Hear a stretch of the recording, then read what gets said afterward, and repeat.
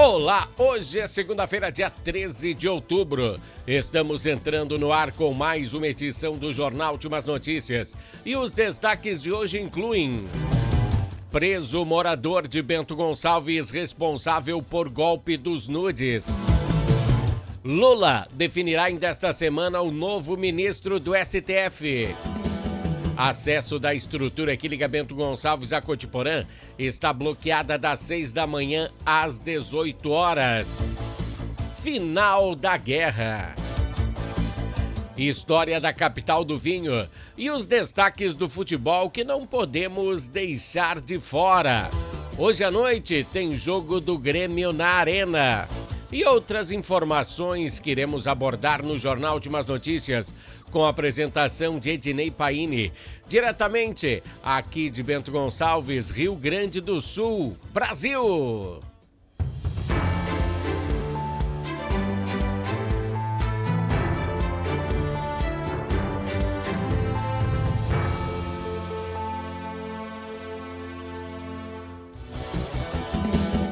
Pessoal, diretamente aqui da capital brasileira do vinho, o Jornal Últimas Notícias com Ednei Paini. E a gente vai iniciar com o bloco Entendendo a Política. Vamos falar da viagem do presidente Lula à Itália. E dentre os seus compromissos, ele se encontrou com o Santo Papa. Mas a notícia que envolve o presidente até enfim não é essa. E sim, que logo que ele terminar os seus compromissos lá, ele volta para o Brasil. E nessa volta ao Brasil, ele deve indicar quem ocupará o cargo de Barroso, que saltou fora do STF. Ele antecipou a sua aposentadoria, por questões que ainda não são meramente entendidas. Mas as especulações giram em torno do mau momento que o STF está enfrentando. Os ministros perdendo credibilidade do povo, usando o tribunal para atacar inimigos políticos, situação que todo mundo está vendo, literalmente todo mundo. Então Barroso podia ter ficado aí no tribunal até os seus 75 anos, ele podia ter ficado no tribunal até 2033.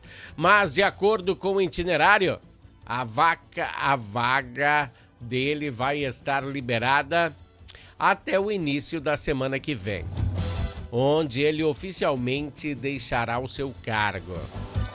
E Lula deverá indicar o próximo ministro, que se eu fosse apostar, hoje eu diria que ele seria Jorge Messias, outro aliado político do Partido dos Trabalhadores. Hoje, ele atua como advogado-geral da União. É sim, ele que encabeça a lista dos prováveis ministros. Messias é um dos aliados de confiança de Lula e lealdade de Messias ao PT vem de muitos anos atrás. Da época da Dilma, Messias foi o secretário de Assuntos Jurídicos da ex-presidente. E na investigação da Lava Jato, você lembra? Que se tratava aí de uma ligação feita entre Dilma e Lula. Lembra? Ele interviu nessa fala entre os presidentes para que ficasse fora da investigação, mas foi bem comprometedora, né? Foi muitas falcatruas que os dois presidentes conversaram. E ele garantiu que essa prova não fosse usada como prova. Então o advogado interviu e desconfigurou a ação perante a justiça. Ele também foi figura-chave para montar um gabinete no Palácio do Planalto para analisar o processo para defender a ex-presidente Dilma Rousseff quando ela teve o processo de impeachment. Então, esse seria um baita aliado do PT no Supremo Tribunal Federal. Sempre lembrando que uma pessoa a ser indicada pelo cargo, ela terá que ter um notável saber jurídico. Deve saber a Constituição de trás para frente, de frente para trás, hein? E de reputação ilibada. O que quer dizer isso, ilibada? é inteiramente limpa, digna de confiança. Se for digna de confiança dos partidos dos trabalhadores, sim, ele tem. E notável saber jurídico, sim, ele tem. Isso eu não tenho nem dúvidas. Então ficaremos à espreita para saber se Messias será ou não será o novo ministro do STF. Eu acredito que sim.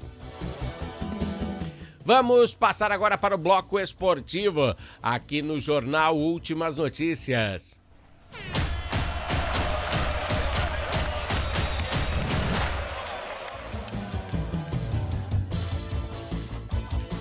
Pessoal, nessa quarta-feira o Campeonato Brasileiro volta para o Internacional para se manter essa imagem de alto astral, né?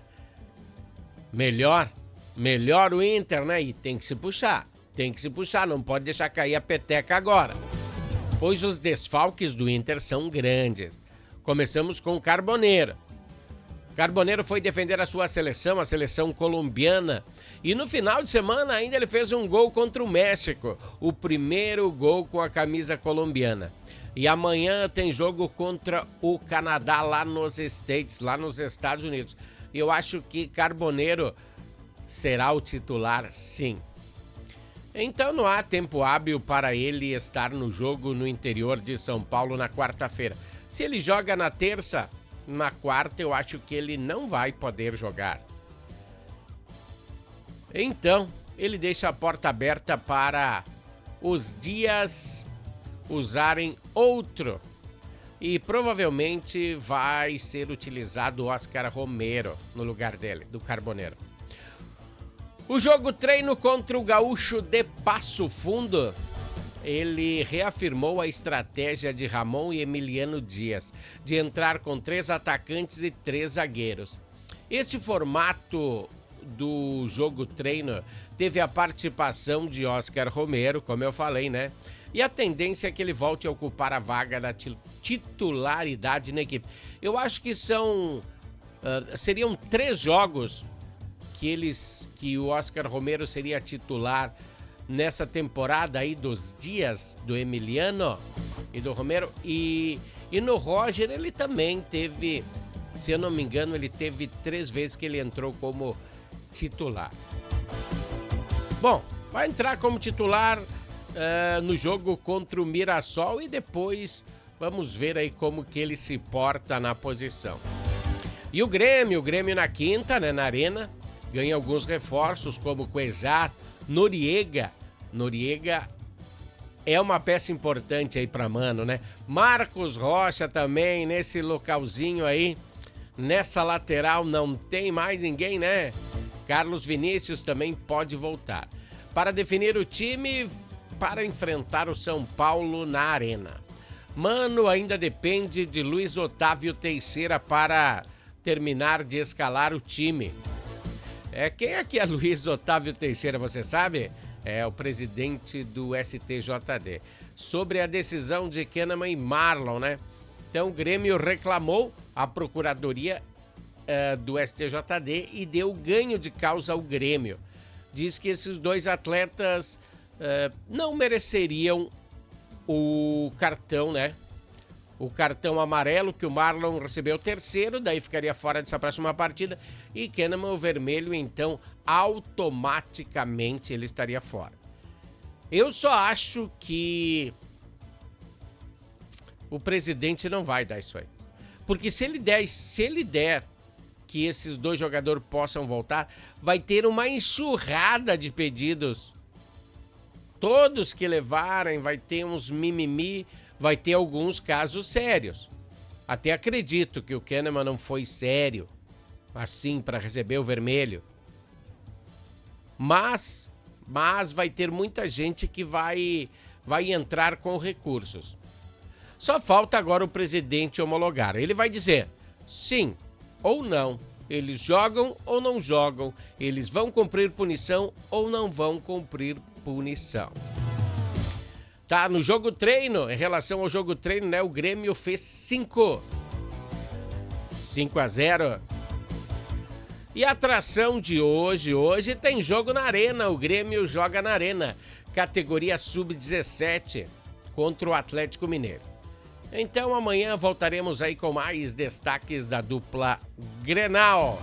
Esse foi o Bloco Esportivo e o Bloco Esportivo tem oferecimento de Natal Fitness. Natal Fitness, a sua loja de acessórios esportivos. Atendemos os segmentos de caminhada, trilha, corridas, pilates, yoga, academia, paddle, beach tênis, ciclismo, natação e acessórios. Você também pode adquirir os produtos pelo site, que é natalfitness.com.br. Aqui você acha só as melhores marcas: Lacoste, Lecoq Sport Life, Natal Fitness, Santuá, Body for Shoes, Wilson, Fila e Nike. Natal Fitness fica na rua Senador Joaquim Pedro Salgado, 270, ao lado do Shopping América.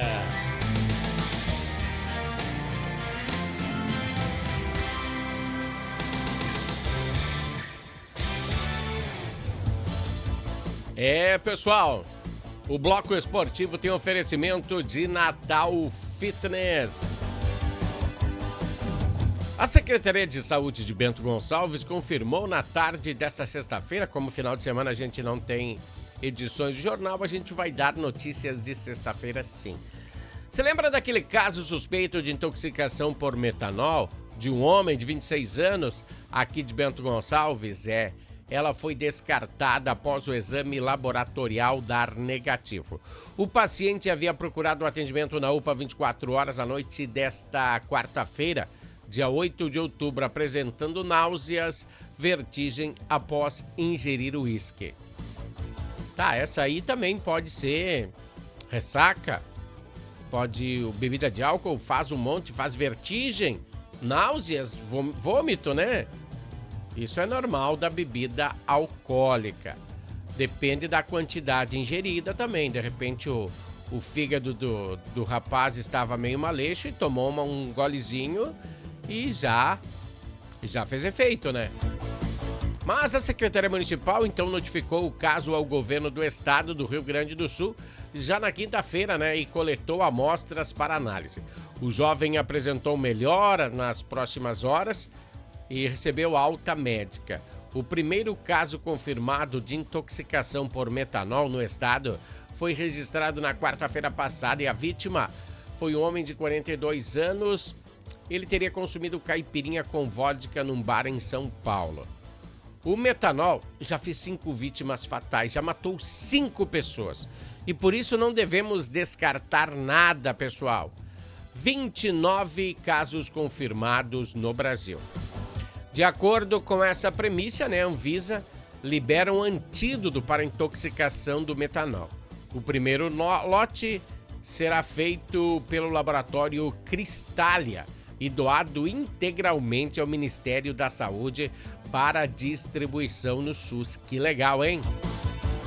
Tem que distribuir, essa galera aí tá mexendo com a saúde das pessoas, né?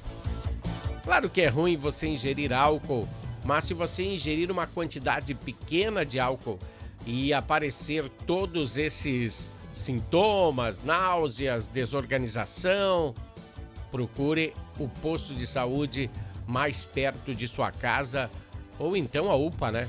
Temos 2 aqui em Bento, uma UPA e um posto de São Roque que também tem as mesmas premissas da UPA 24 horas do bairro Botafogo. Bom, ontem, então, foi dia de Nossa Senhora da Conceição Aparecida. Aparecida porque pescadores lá em 1717 encontraram no Rio Paraíba, próximo a Guaratinguetá, em São Paulo, uma imagem e deram a ela o nome de Nossa Senhora da Aparecida. E desde então, todo ano, há uma grande romaria até o seu santuário, em Aparecida, lá em Sampa. E até alguns romeiros caminham grandes distâncias até o santuário, como é feito aqui no Santuário de Nossa Senhora do Caravaggio, em Farroupilha. Vêm pessoas de várias cidades, de Bento Gonçalves, de outras cidades, de Caxias, de Garibaldi, também vem de a pé aí até Nossa Senhora do Caravaggio, em Farroupilha. Também temos que abordar que ontem também foi Dia das Crianças, dia 12 de outubro. E por isso eu gostaria de homenagear aí meus sobrinhos, né, o Theo e o Luiz. Deixa eu botar a imagem deles aqui, ó. Homenageando eles, Dia das Crianças, né? Pela passagem do Dia das Crianças, com essa imagem eu queria estender a minha felicitação a todas as crianças do país. Então, parabéns pelo dia de ontem. Seguem hoje as obras de recuperação do trecho danificado pelas chuvas no acesso à ponte entre Bento Gonçalves e Cotiporã. Deixa eu botar para vocês aqui a imagem, ó, dá uma olhada. Segundo a Prefeitura de Bento Gonçalves, veículos leves estão autorizados a trafegar no local. O cronograma será informado ao longo do dia. O bloqueio total para veículos pesados, né? Ele permanece das 6 da manhã às 18 horas. Então, só depois das 18, né? Para você acessar a ponte aí que liga Bento Gonçalves a Cotiporã. Vamos a um pequeno comercial. O comercial da Harmony é bem rapidinho e nós voltamos em seguida. Harmony Sonorizações. Mais do que som e luz, a Harmony Sonorizações oferece para você um serviço com mais de 30 anos de experiência em festas de casamentos, eventos corporativos, palestras, aniversários, baladas e shows musicais. Devido à qualidade em seu trabalho, a empresa se tornou uma referência em seu segmento. Harmony Sonorizações, o som na medida do seu bom gosto. Pessoal, Harmony Sonorizações dando aquele apoio ao Jornal Últimas Notícias e também Natal Fitness. Acessórios esportivos é com a Natal Fitness.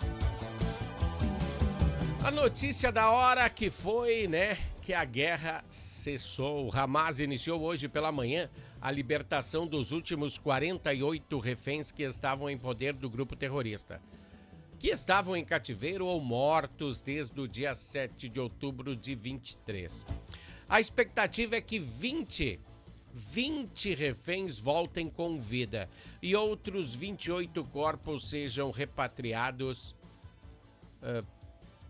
para voltar para casa, né, para o pessoal, para a família poder enterrar. Ambos os lados assinaram um cessar-fogo que foi mediado pelo presidente dos Estados Unidos, o malvadão Donald Trump, que passou a valer nesta sexta-feira esse acordo de cessar-fogo. E em troca, Israel decidiu liberar 1.800 presos palestinos, incluindo 250 condenados à morte. Então, líderes do Hamas começaram a aceitar o plano do fim da guerra.